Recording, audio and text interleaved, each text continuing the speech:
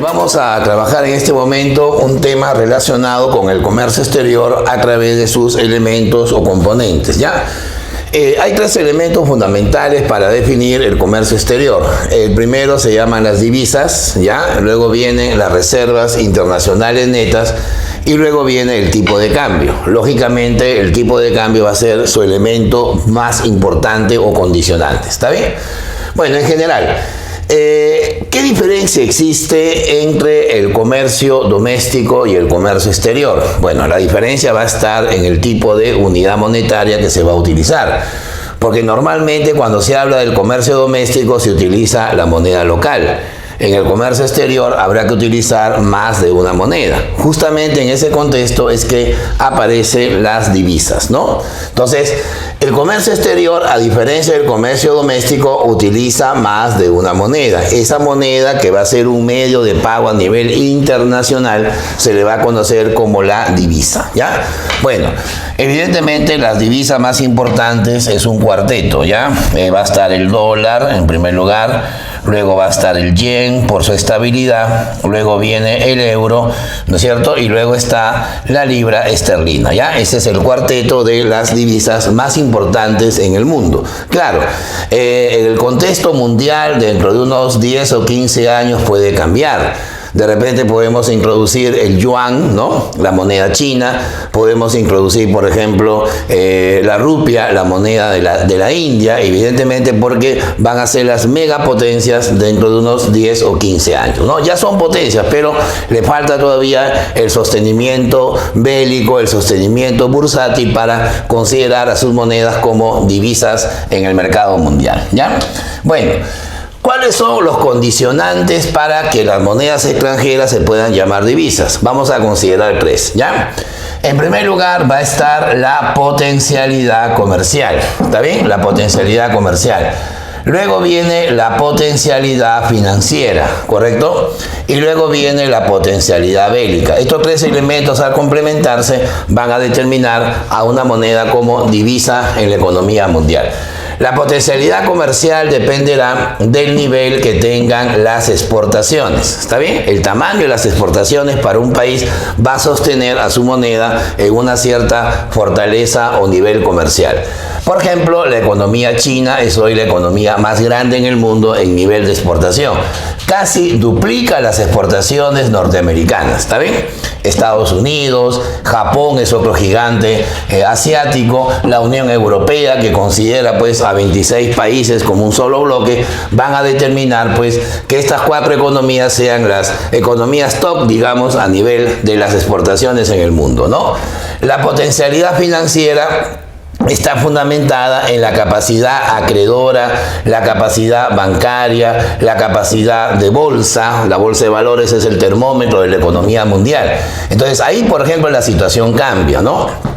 A Estados Unidos y Japón vamos a aunar el Reino Unido, ¿no? En este caso el Reino Unido está dentro de una política de Brexit, o sea, una política de apartarse del comercio mundial. Alemania, bueno, que es una economía casi independiente. Suiza, que es un bloque económico también muy exclusivo, van a determinar pues una capacidad bancaria, una capacidad netamente financiera, ¿no? Y por último viene la potencialidad bélica, que está definida bajo el poderío militar y nuclear de los países, ¿no? Estados Unidos, Rusia, Israel, el Reino Unido forman la llamada potencialidad bélica, ¿ya? Por eso decimos cuál es el país que sustenta las tres potencialidades. Ahí lo tenemos a Estados Unidos. Por eso que el dólar viene a ser, como quien dice, la moneda mundial, la moneda más importante, ¿no? Bueno, las reservas internacionales netas, conocidas como RIN, ¿no es cierto?, vienen a representar, digamos, la capacidad de sostenimiento que una economía tiene frente al mundo, ¿verdad? Y es ahí donde interviene un organismo constitucional autónomo que es el Banco Central de Reserva. Entonces, las reservas internacionales netas vienen a ser los activos, ya, bien clarito dice ahí, los activos con que cuenta un país, ¿no es cierto? Ahora vamos a ver cuáles son esos activos netos para hacer frente a sus obligaciones con el exterior. O sea, con las reservas, una economía puede cubrir una determinada temporada de importaciones, puede cubrir endeudamiento externo, puede cubrir sostenimiento de las divisas, ¿no?, para la economía frente al mundo, ¿verdad? O sea, es como quien dice el soporte financiero que un país va a tener. Por eso le llaman reservas internacionales netas, que van a estar conformadas tanto por las divisas, o sea, los dólares, los euros, las libras, los yenes que un país tiene, más el llamado oro monetario. El oro monetario viene a representar el oro físico definido por un cierto peso. Normalmente la unidad de medida que se va a utilizar es la onza Croy, que es aproximadamente 32 gramos. En base a eso, cada lingote va a tener un determinado peso y ese peso se multiplica por su precio a nivel mundial, ¿no? En nuestro país, por ejemplo, hablando ya de mediados de este año 2020, estamos hablando de casi 60.000 millones de dólares, ¿no?, que el Perú tiene en este momento en reservas internacionales. Para tener una idea, 60.000 millones de dólares es más del presupuesto nacional de un año, imagínate, ¿no? Las reservas internacionales son más del doble de la deuda externa del país, ¿no? Entonces, eso significa, pues, evidentemente una capacidad suficiente para que una economía esté blindada, esté protegida frente al contexto internacional. Pero una pequeña observación. El nivel que tengan las reservas internacionales netas dependerá del resultado que tenga la balanza de pagos, ¿no? Dependerá del resultado, ¿no es cierto?, que va a tener la balanza de pagos de un país, ¿no? Si la balanza de pagos es positiva, hay un superávit en la balanza de pagos, las reservas evidentemente van a incrementarse, porque el país va a tener más entradas que salidas de moneda extranjera. Entonces eso le permite a la economía, pues, tener un soporte más positivo, ¿no? Pero si la balanza de pagos termina siendo negativa, entonces las reservas internacionales van a empezar a reducirse, ¿no es cierto? Esa sería la idea. Bueno, ahora viene el tipo de cambio. Ya, vamos a analizar entonces qué es el tipo de cambio y cuál es su estructura y cuál sería evidentemente su opción, ¿no? ¿Cuál sería su opción frente a la economía mundial? A ver, tipo de cambio es lo mismo que decir tasa de cambio, pero ¿cómo se define? Es el precio que tiene una moneda, ahí está bien claro, que tiene una moneda, pero en términos de otra moneda. O sea, es la proporción en que dos monedas se pueden intercambiar, una moneda en función de otra, ¿no es cierto? Eso se llama tipo de cambio. Por ejemplo, en nuestro país, aquí en la capital, un dólar equivale a un promedio de 3 soles con 40 céntimos, ¿no? En realidad estamos haciendo un redondeo. Si vamos a México, vamos a encontrar un dólar de 22 pesos mexicanos, ¿no? O de repente en el mercado europeo un dólar es casi 90 centavos de euro, ¿no? Eso significa un tipo de cambio. Entonces, conociendo estas proporciones, podemos también definir más o menos cuánto es el precio de una moneda en función de otra, ¿no? Si a mí me dicen, por ejemplo, que en México, a ver, un pantalón cuesta 600 pesos, lo convierto a dólares y luego lo convierto a soles. Y aproximadamente me va a dar unos 100 soles, ¿está bien? Eso sería la proporción en que las monedas se pueden intercambiar. Bueno, el tipo de cambio acepta 3 modalidades, ¿no? Va a estar el tipo de cambio fijo, luego viene el tipo de cambio flexible y luego viene el tipo de cambio administrado. ¿Ya? Vamos a ver entonces qué significa cada uno de ellos, ¿ya? El tipo de cambio fijo es un término que ya no debería ser usado en la economía peruana, pero queda como un remember, digamos, como una estructura de la historia del dólar en el Perú. Porque el sistema del tipo de cambio fijo fue un sistema que se implementó en el gobierno de Fernando Belaúnde en 1984 y duró hasta 1990. O sea, eso significa que duró todo el primer gobierno de García Pérez, ¿no? Y bueno, por algo lo vamos a recordar. El tipo de cambio fijo es aquel que está determinado por la autoridad monetaria. O sea que este dólar está fijado por el Banco Central de Reserva. Nadie más puede fijar el precio del dólar, a menos que sea el Banco Central. No hay mercado libre, no hay opciones competitivas, simplemente el control de los dólares lo tiene el Banco Central, ¿ya? A este sistema se le conoce como el sistema MUC, ¿no? El mercado único de cambios, el sistema del dólar MUC, mercado único de cambios, porque obviamente el Banco Central ejerce el monopolio sobre el dólar, ¿no? De tal manera que los exportadores de un país, en este caso el Perú, vendían sus productos al exterior, recibían dólares y automáticamente el Banco Central les entregaba la moneda nacional, que en ese tiempo era el INTI, ¿no? El INTI fue una moneda que tuvimos durante 5 años, entonces los exportadores se llevaban toneladas de INTIs a cambio de un poco de dólares. ¿Quién controlaba todo eso? El Banco Central. Y cuando los importadores querían obtener dólares, tenían que ir al Banco Central a comprar los dólares llevando camionadas de moneda nacional. ¿Te das cuenta? Eso era el control que supuestamente buscaba favorecer a algunos importadores, ¿no? El gobierno, por ejemplo, me acuerdo que definió un dólar para importar insumos, había un dólar para importar alimentos, había un dólar para importar bienes de lujo, un dólar para importar, por ejemplo, licores, un dólar para importar medicinas. Entonces había una diferenciación pues en el tipo de cambio, ¿no? Dólar caro para importar licores, dólar barato para importar medicinas. O sea, esa era la discriminación de precios que hacía con el dólar el Banco Central, ¿ya? Sistema que en la actualidad no existe porque generó pues un proceso de corrupción muy fuerte en el país, ¿no? Bueno, sin embargo, el Banco Central de Reserva puede hacer correctivos cuando controla el tipo de cambio, ¿no? Hay básicamente dos.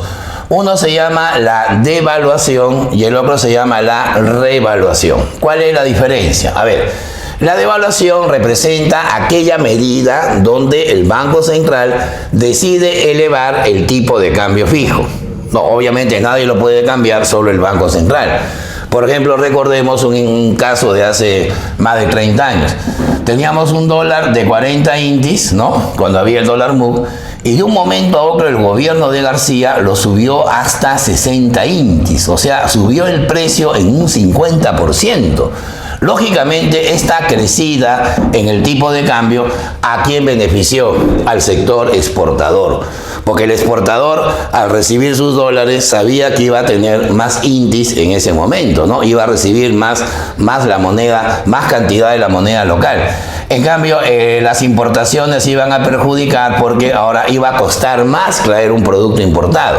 O sea, había un objetivo netamente de estabilidad comercial, supuestamente, que era mejorar pues la balanza comercial, ¿no?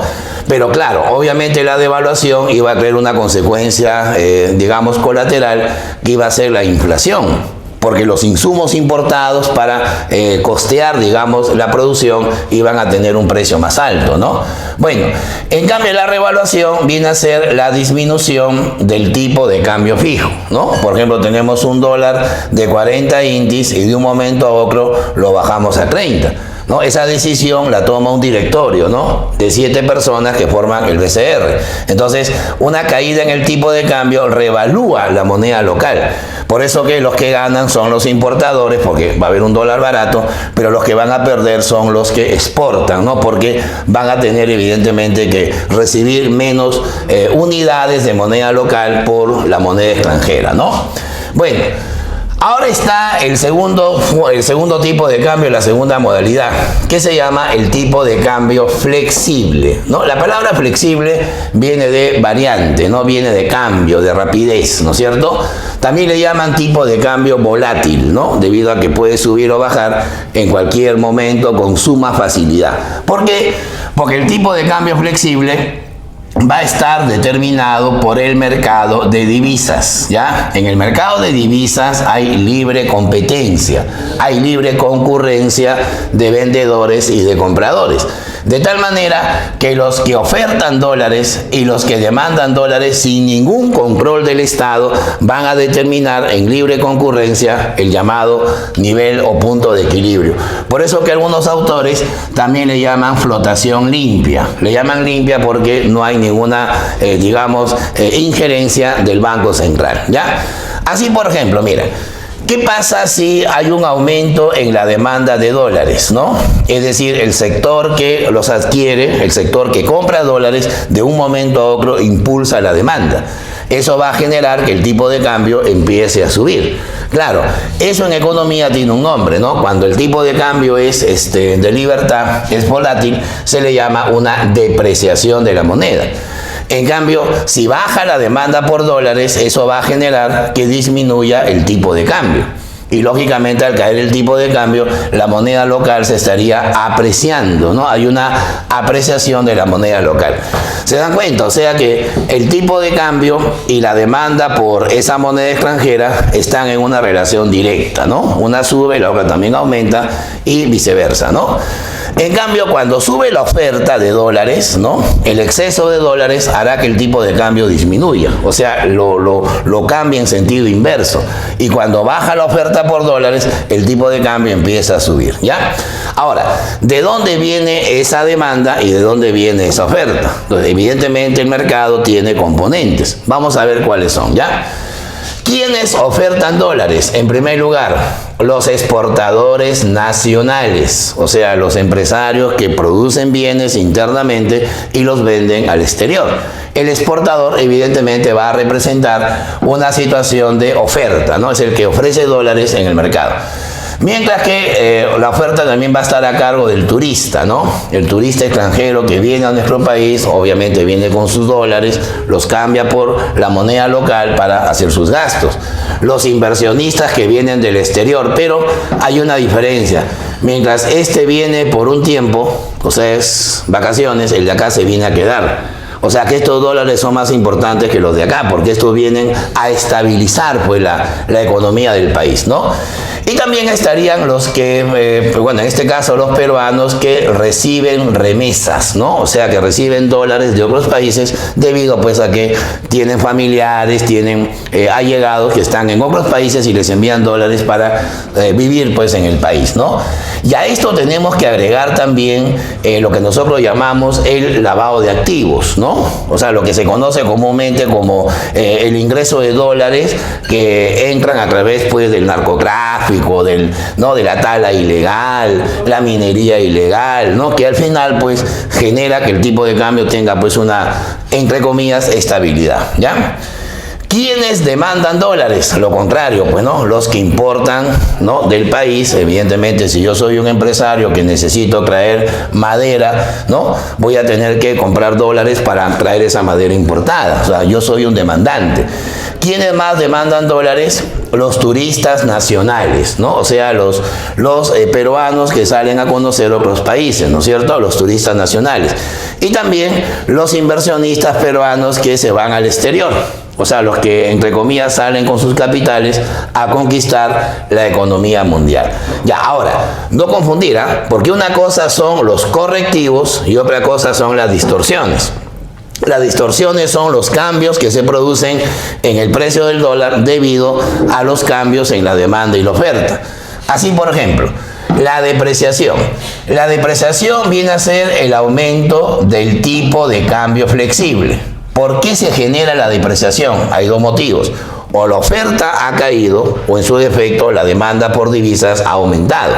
Entonces, evidentemente esa depreciación de la moneda local, ahí la ponemos como un ejemplo, de 3 soles 40, digamos, a 3 soles 50, eso va a generar que el exportador sea más competitivo frente al mundo, porque su producto generado aquí en el país, lo que produce en el país, afuera se verá más barato.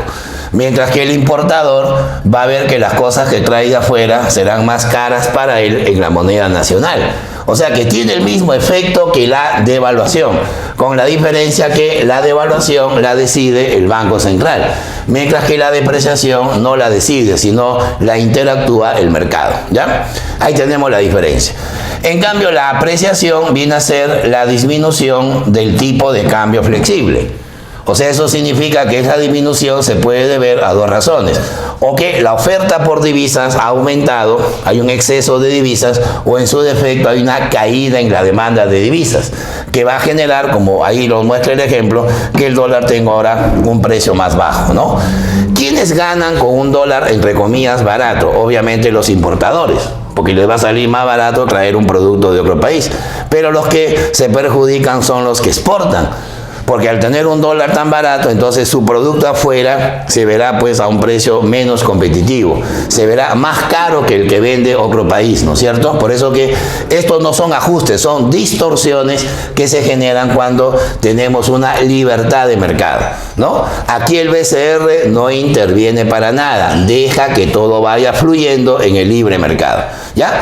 Pero hay una posibilidad en donde el Banco Central puede intervenir, más no regular, que es diferente, porque una cosa es fijar, otra cosa es regular y otra cosa es intervenir. Hay diferencias ahí con respecto al precio de la divisa, ¿ya? El tipo de cambio administrado es aquel que está influenciado por el Banco Central de Reserva, más no determinado, que es una cosa diferente. Eso significa que, si bien es cierto el mercado es libre, pero ante la volatilidad, o sea, ante las variaciones repentinas que puede tener el tipo de cambio, ahí interviene el Banco Central.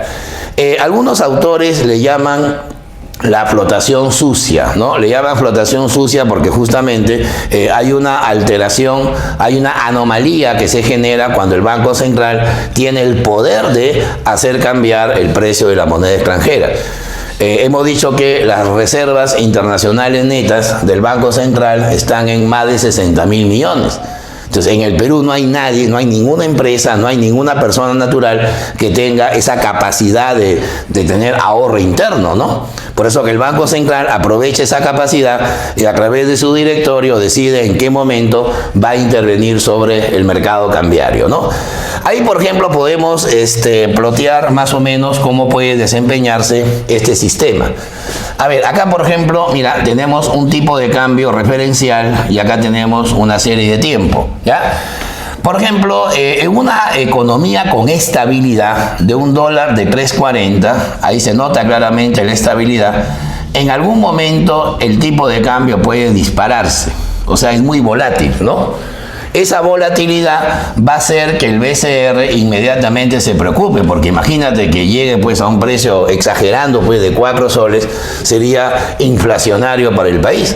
Entonces, si el dólar se va a disparar demasiado, inmediatamente el BCR va a tener que abrir su bóveda, ¿no? Y sacar dólares para llevarlos al mercado. La disparada del dólar va a generar que el BCR tenga que venderlos, ¿no?